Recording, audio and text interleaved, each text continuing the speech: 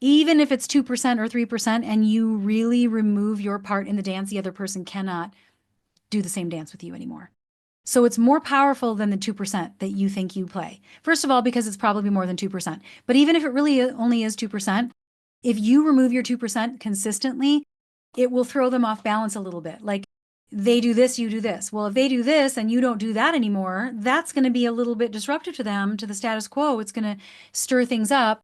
You know, they might get curious, they might self-reflect, or they might just start to learn, okay, this isn't the way it was before, right? So if they have their own secondary gain in the dynamic, you removing your part in that dance is going to give them the opportunity. And sometimes it gets worse before it gets better.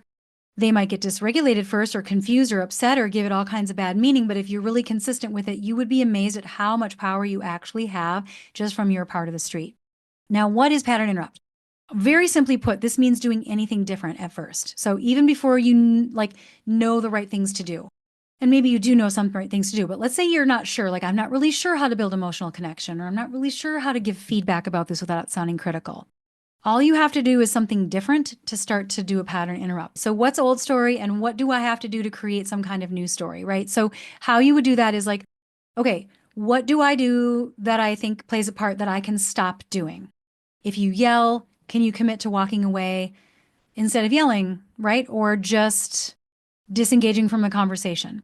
If it's something that if you normally react by fighting, you could disengage. If you're normally passive, you can do a pattern interrupt by speaking up a little bit more, rocking the boat if you tend to just like not want to mess with things or you don't want to speak up because you don't want to disturb the peace, rock the boat. That would be a pattern interrupt, right?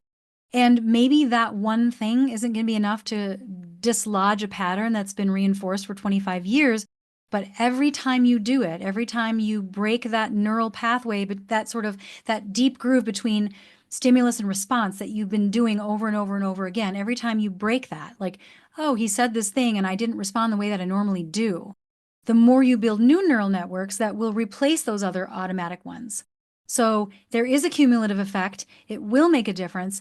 And not only just because of how you start to build that muscle memory in your psyche, but also because it sends the message to your brain that you're capable of these changes, that you are more powerful than you think you are.